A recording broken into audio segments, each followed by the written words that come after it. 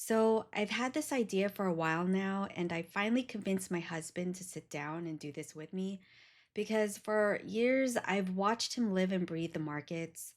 I see the way he analyzes things and the wisdom he shares with people who come to him for advice. It's honestly a gift, but like a lot of people, he felt like he had to wait until he hit that multimillionaire status before he had the right to really speak on it publicly. He wanted the proof to be there first, but I told him I think people actually want to see the middle. We're in a bear market right now, and we're navigating the same ups and downs as everyone else. And I think that there's so much more value in watching someone who's actually in the trenches, staying disciplined, and using real strategy while it's not all easy money. So, we're just going to be real with you. We're documenting our journey from where we are now and where we're going, and I'm going to be right beside him as he is going to walk you through the actual setups and numbers he's actually looking at today. So there's no hype, just the real process. Let's get into it. Thanks for tuning in. At the time of this recording, it is April 26th, and the levels I'm going to be showing today is for the week of April 27th. We're recording on a Sunday night, and this is going to be for the levels for this week. Now, I like looking at two of my favorite stocks or underlyings, you can say. First one being Tesla, and the second one is going to be Bitcoin, or by way of IBIT, the ticker. So we're looking at a daily time frame currently um, on Tesla. And we're doing this live. We'll try to reduce all the edits. But the whole idea of doing this thing is going to be my weekly practice of just recording and sharing my thoughts. None of this is new. You can find all this information online. You can find your favorite guru, find your favorite trader on X or Twitter. But these are just my thoughts as a way of just journalizing and um, keeping me sharp throughout this market, even though I'm not actively trading as I once did before. So I am a long-term holder of Tesla, Bitcoin, IBIT, GBTC, and many. But the only two I'm really going to share this week, just to make the technical analysis a little bit easier on my end to keep track of weekly, will be Tesla and IBIT. So we're looking at a daily time frame of Tesla here, and I have several indicators on here. And for those of you already know, these are moving averages, and these are specifically EMAs or exponential moving averages. I have various EMAs on the chart here. Um, the fastest ones being, I don't remember. I think it's, yeah. So we have the shortest length is 2, believe it or not, a 2-day EMA, 4-day EMA, 9 EMA, 13, and this is anchored to the daily time frame, meaning that these are the moving averages on the daily time frame. And if I were to zoom in on a 1-hour chart, you're going to see what those daily EMAs look like on a smaller time frame. Break it down even smaller, 15 minutes, and you could see how the faster EMAs and all the daily EMAs become, kind of display this weird pattern. It's like squared. Anyways, I'll jump back to the daily time frame. So once again, we're looking at there you go. So the two black lines are the 2 and 4, pink and yellow, 9 and 13, and then the 20, 34, 89, 100. This is the 89 and this is the 100. And my slowest EMAs are at 100, 125, the 200 EMA, and the 265. I added 125 and 265 just to give it a little bit of a, I guess, a some room, like try to create an EMA cloud. As you can see, this would be the 200 and this is 265. It kind of creates this nice cloud for me to be able to look at levels easily for resistance, potential resistance and support. And you can see how it kind of works pretty well with Tesla. That's through my testings. You could go ahead and mess with your own indicators. And the whole point of this, not only just to me, of me just journalizing my thoughts. I'm not even quite organized to tell you the truth, but the idea is to just find something that works for you and create a setup, create a system, if you will. A lot of gurus and YouTubers, traders are going to sell you their, their thought process, whether they're successful or not. But for me, I'm just these are just my thoughts, and you don't have to listen to me. And I'm not a trader guru. In any case, so we're looking at a daily time frame. Um, what I like to do on Sundays or even on the weekend, I like to draw the levels out for the next week, and I'm gonna quickly show how I do that here. And I'm gonna use option expirations and the expected move to determine where Tesla could end up by this Friday. And I'm gonna bring up some drawings here. So we are in the week of April 27th, 2026. And then based on Friday's close, Tesla closed at 376.30, which is right here. And according to one of my other charting platforms and broker, Thinkorswim, which is now owned by Schwab, the expected move for this Friday, May 1st, is $19.16. And what does that mean? That the stock price may move up and down within $19.16 from Friday's close. And in this case, on the low side, 357.14 and 395.46. And I drew the lines right here. It's, if you're like a, you know, sports better, I guess we'll have to use that analogy here. You could think of it as like an over and under, or in this case, within option expiration terms, plus or minus 1916. And how did I get that? Um, it's easier for me to be able to look at it through Thinkorswim because this is the Thinkorswim platform. And you can see right here, I selected the ticker Tesla. And then under the May 1st, which is Friday, it's giving us a plus or minus $19.16. There's many ways to calculate it manually. Um, I think you have to get the buy side of a call and put of at the money price, which is a straddle, and I believe the inside of a strangle. Um, that maybe I'll explain one day, but not right now. That's not the purpose of this video. So we're just looking to get an expected weekly range of Tesla of 1916 from using Friday's close 376.30. So I just drew a rectangle here just to give an idea of the range. So if we zoom in, and these are daily bars.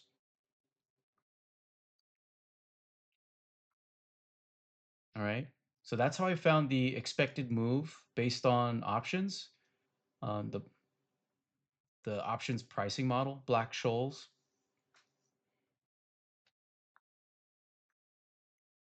and then along with using the EMAs, I also like using I have many indicators here, and most of them I don't even use. I just have it here. I like to toggle on and off. But this one I have right here, something I use a lot is the pivots indicator. And I have this set to monthly. I like swapping to yearly, quarterly, monthly, weekly, daily, depending on how big or small I want to look at the chart. In this case, I'm looking at monthly. Um, what I like about the pivots indicator is that it's a leading indicator. And what does that mean? That it's able to project the price ahead of price. I'm not going to explain the formula, but basically, these levels are already predetermined based on the previous month's levels. Whereas the moving averages are what they call lagging indicators. You would have to wait for the actual bars to close in order for the moving averages to calculate. So that's that. As you can see here on the chart, daily time frame, you can see that the pivots were used as support and resistance, right? So in this month of February, Tesla went as low as the S3 or support 3 of the pivot lines. And specifically, I use Fibonacci. So you can use traditional, you could use alt Woody Classic and all these other things and see how that fits for you. But for me, visually, I like using Fibonacci because it's one of those tools that I, trust with drawing levels in this in the stock market and crypto market. So you can see how all of this kind of works together, and that it's easier for me to see different levels based on my support and resistance analysis. So here, if I were to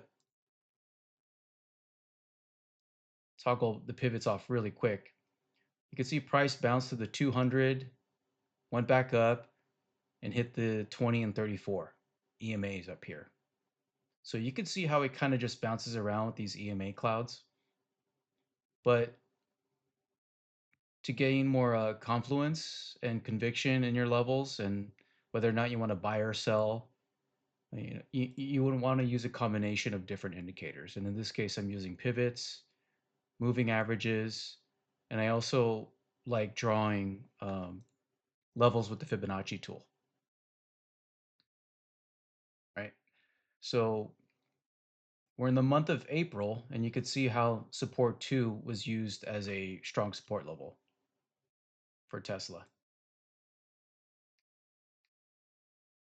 So we're going to see how this week plays out for Tesla and see whether or not Tesla will close within this range. And this is based on 68% probability of it being here, based on the standard deviation of uh, of probabilities, if I'm saying that correctly. In other words, there's a 68% chance that price will close within this range, and that's once again plus or minus $19.16 from Friday's close, 376.30, and I got that using my Thinkorswim platform. And you could see if you do have Thinkorswim, you could also find a lot of sources online probably that you'll be able to find the expected move or range for each of these option expirations. So we're looking at May 1st, 1916. All right. I guess the next question too is, was there any, other than using these monthly pivots, was there any other tool or indicator that could have been useful to determine whether or not these were going to be prices or areas where price could reverse? And I guess the answer is always yes, right? And it's based on what tools you're using. In this case, if I were to use the Fibonacci, I go back to the previous month, and I'm rambling here. Let me remove the pivots very quickly. Actually, we'll leave that on. I'm able to determine the monthly duration of each thing. I'm just going to turn off the moving averages for now, right? So I'm going to get the high of previous month, swing high, and then swing low of previous month. And as you can see, and I like to draw out my little levels. I'm going to put this as Fibonacci extension buy zone. So hypothetically, if we did not see this current month play out the way that it did, if we just went back in time and looked at March, and by the end of March, we drew the high and low, and this was giving us an area of potential support. And you could see how it worked in confluence with the monthly pivots, which is S2 and S3. This was a potential buy zone,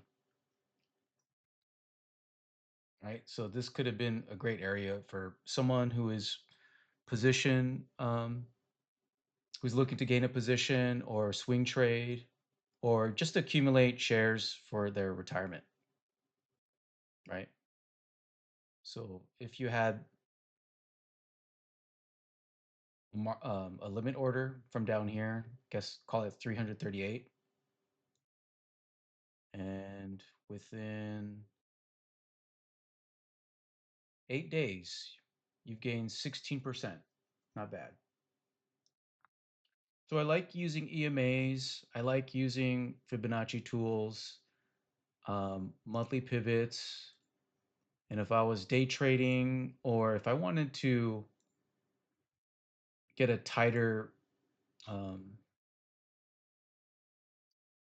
buy zone in a longer trade, I swing down to weekly as well. And you get to see the different weekly levels and how they worked out. I'm going to remove the drawings. You could see how price kind of reacted to each support level of those Fibonacci weekly pivots. Went down to the support one, support two. Following week, went above that week's pivot, hit R1, sold off, went down to this week's S1, S2, pulled back to that. So you can see how this plays out. And I recommend, if anyone is viewing this, to just do some testing for your own and figure out what works out for you, right? It's not about listening to anyone on YouTube. It, this is just a way for me to encourage you to find your own system. And this is what has been working for me on a long-term basis. Um, where else was I going with this? You see the names of these EMAs. This one's called Ripster. Now, if we were to zoom in, let's say on a 15-minute chart, if you were like swing trading for that week for any given week on Tesla,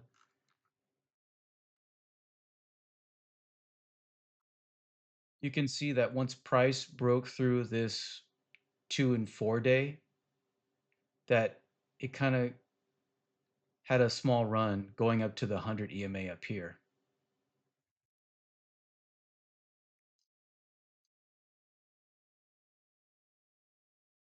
It has been on a downtrend ever since December. So once price stayed below these faster moving EMAs, that we were in a downtrend. And a lot of people probably got hurt buying this 200 EMA. Um, I know I bought shares here on my long retirement portfolio. But yeah, it's all about just dollar cost averaging for the long game. And if you're still holding, um, you'd be okay still, right? But if you were swing trading, you look for little indicators that momentum, begins to shift. This could be just a small bull move on a longer term downtrend. Since we're still below the 200 EMA, we have to just wait and see where price finds itself within the next month. If it decides to break lower or go higher above the 200. And we're looking at the $400 price point. It looks like it kind of peaked up above the 100 EMA and decided to sell off. Went down even lower after this recent earnings on is it 4/23 or April 22nd? Don't remember. April 23rd. There we go. Yeah. So it just happened. I'm not an earnings guy. I don't read the financials. I'm purely using pure technical analysis, but I do like reading the news about Tesla. Uh, I also like using momentum indicators as well.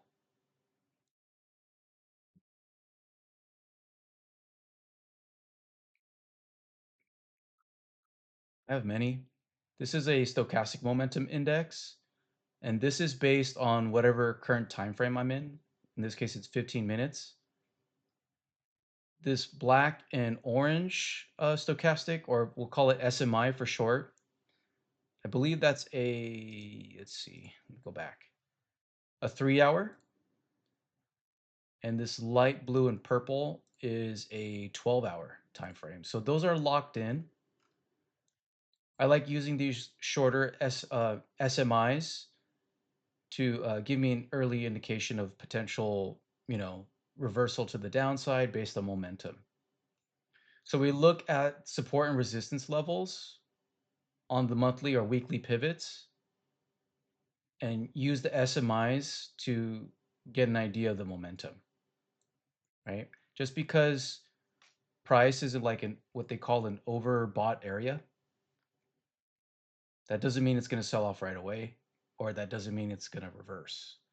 That just means we're in a potential area where it's overbought and price may continue to go up. And in this case, it did.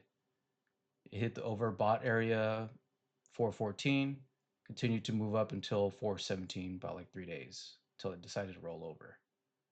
And you can see how price reacted once the black line crossed the orange line and went down. And since this is a 12-hour SMI, the longer term looks a little bit bearish at the moment.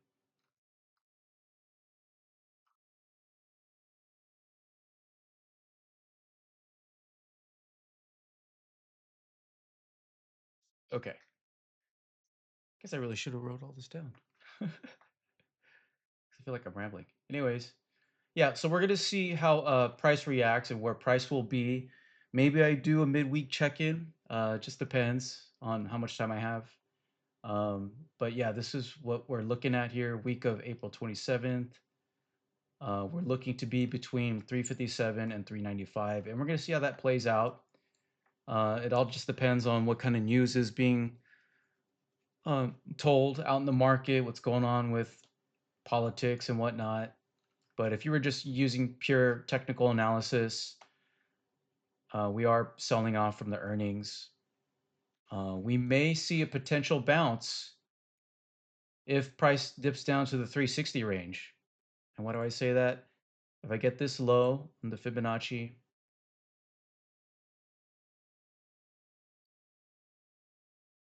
this is really like a potential Fibonacci buy zone right here. If price does go down to the 618, basically in this mid zone, which is near the bottom of this weekly range, 357. So call it 357 to 367 potential buy area if you are bullish and you want to buy this dip.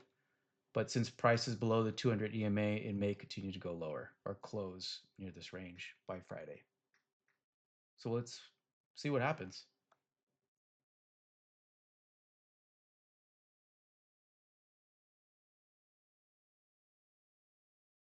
Back to the 4 hour chart.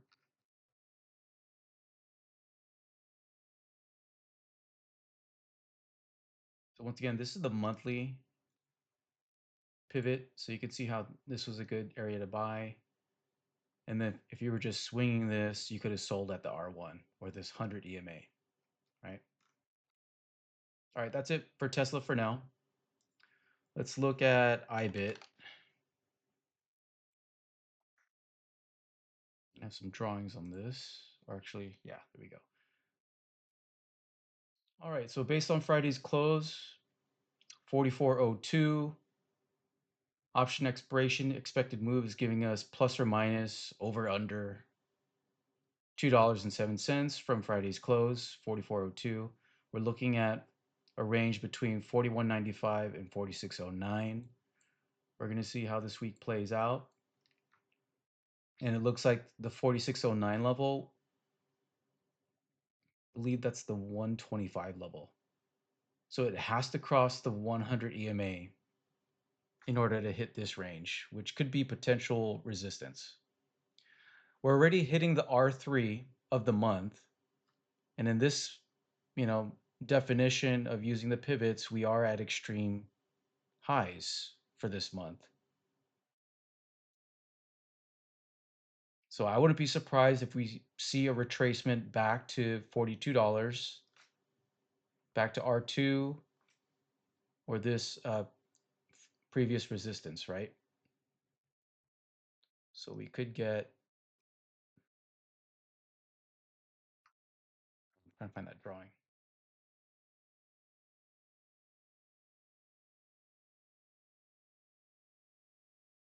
So we could see something like this.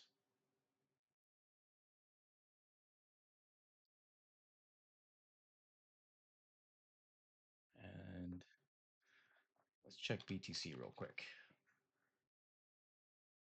Oh, looks like Bitcoin's selling off as we speak.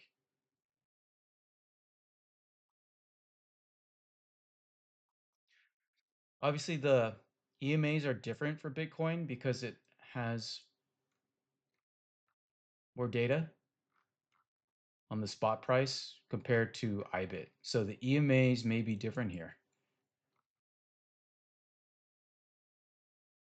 The reason why I look at IBIT is because we're using the data from the options market to price in the move by this Friday. So we're given this range. Anything else?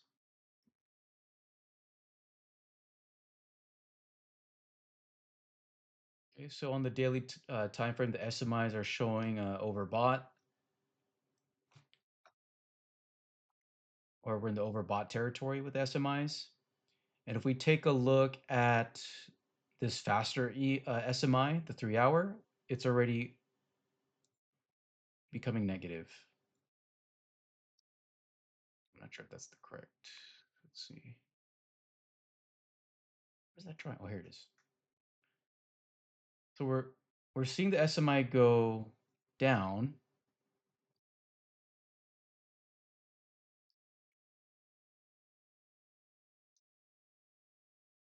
And then you see the price go up.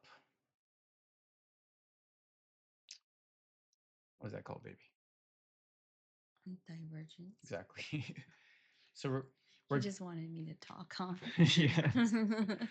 So we're getting divergence. So price is going up. The fastest SMI on my chart, 3 hours, it's already moving lower. And eventually we're going to see this 12-hour rollover as well. So I wouldn't be surprised if we see some type of pullback. I mean, it's already happening right now. Um,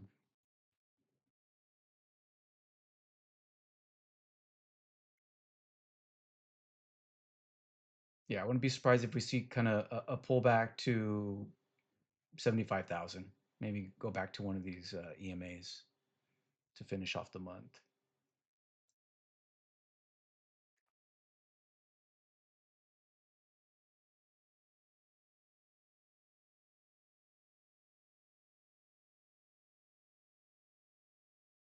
All right.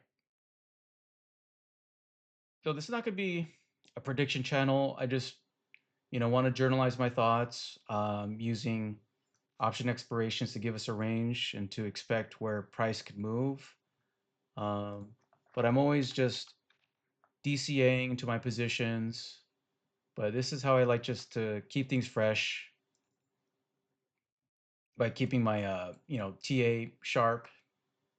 Because this is a life skill I think everyone should learn rather than have to rely on any financial gurus or financial advisors or anything like that. Sure, go ahead, put your money in a SPY mutual fund for retirement, and get an average market return of 10 to 12% a year, which is fine. It's not a problem. That's kind of like the standard for retirement. But if you do want to get an extra, edge or some income on the side, maybe get a portion of your cash. Now, financial advice. I would get a portion of my cash that I'm willing to risk and kind of put your skills to the test, right? But start small. Um, don't use any money that you're not willing to lose.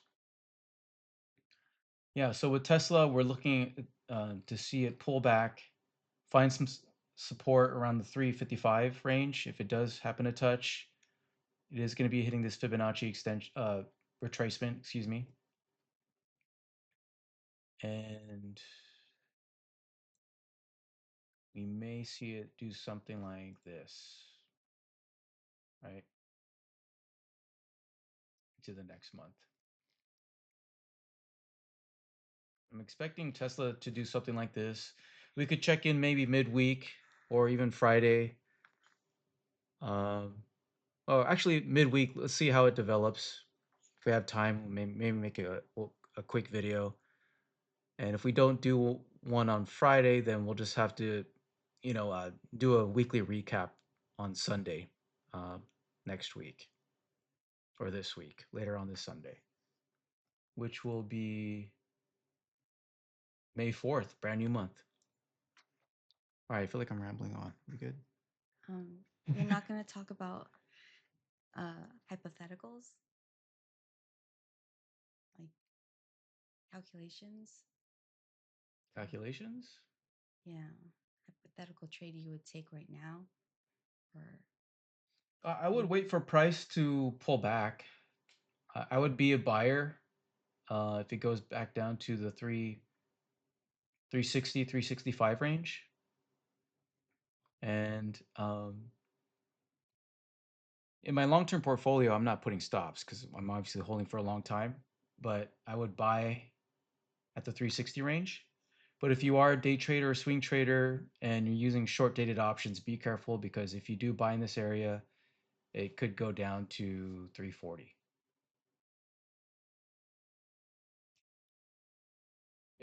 if this level does not hold. Yeah, so 360, 350 doesn't hold. We're looking at 340, obviously, right? That's the next $10 down. But we're looking to see a bounce here. Part of that too,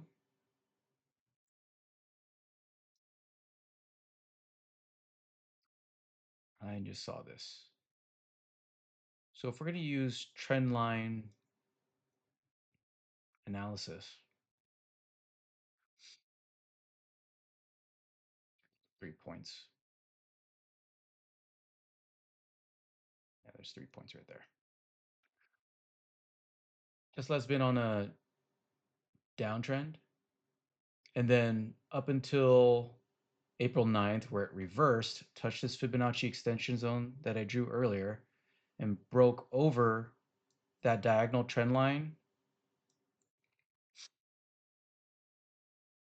with a lot of looks like a lot of volume. Oh, by the way, I forgot to mention, I'm using volume candles. So the bigger the candle, the more volume for that trading day. And you could see how this moved and crossed the trend line with a lot of strength. And what we're looking for Tesla to do is to retest this downward trend line, which happens to be right in the zone of this weekly option range right here. So from like 357.14 to like 367. So we're going to see Tesla break out of this downward trend line, possibly pull back to the 360 range. And what we're looking for it to hold and bounce up in the first or second week of May. So that's how I would play it. I would wait to buy down here if you're a buyer. I would definitely be buying some shares here in my retirement account. But that's how I see it for now. Waiting for Tesla to dip back to these levels, I would be a buyer there.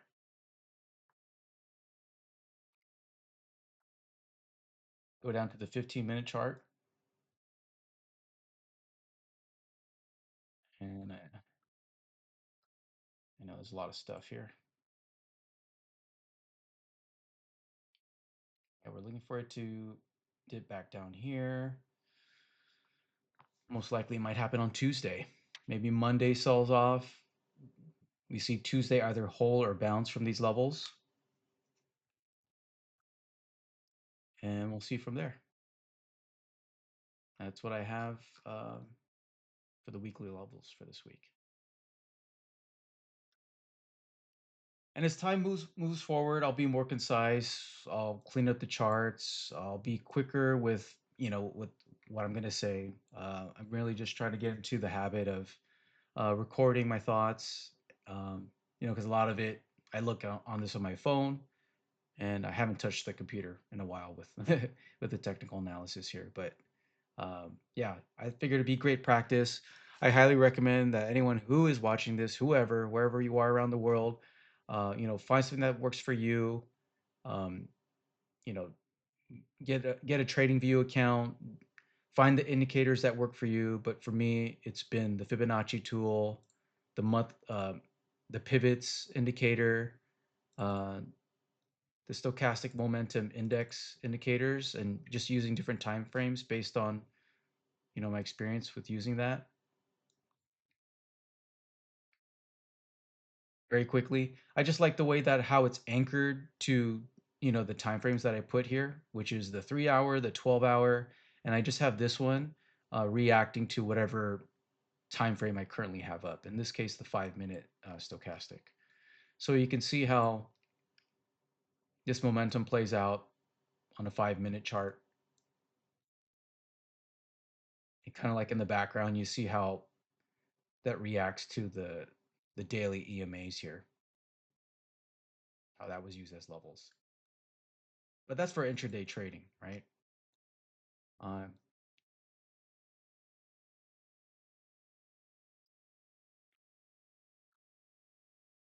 Anything else? Um, in the future, will you be covering or talking about covered calls? Possibly. I know it's a I know it's a topic that's always covered online. And it's something Um, that you do. yeah, but I don't consider myself an option expert. I would still have to freshen up on the option jargon if I were to teach anyone this. But to me, it comes natural. I'm just looking at the numbers, and I kind of already know what it means naturally without even thinking about it. But as far as teaching it, that'd be something else. You can find a lot of that stuff online, possibly in the future. But Mhm. for now, I'd prefer to kind of just put down the weekly range and see how price played out, if I was right or wrong. Um, and this is not financial advice. But in the future, you'll be covering like potential covered calls you would take. Yeah, I could. Yeah. Depends on the views, the comments. And If perhaps the discussing the wheel strategy. we could discuss that. Okay. There's a lot of great channels out there already. But if you like the way that I explain things, I could probably come up with something. Feel free to put any comments on there. If there's any stock or ticker you want me to look at, maybe I'll feature it in next week's video. Okay. Well, thanks for listening. Anyone watching out there. And thanks to my wife for Stop. keeping me sharp. All right. All right. Good night, guys. Good night. Stay tuned for more.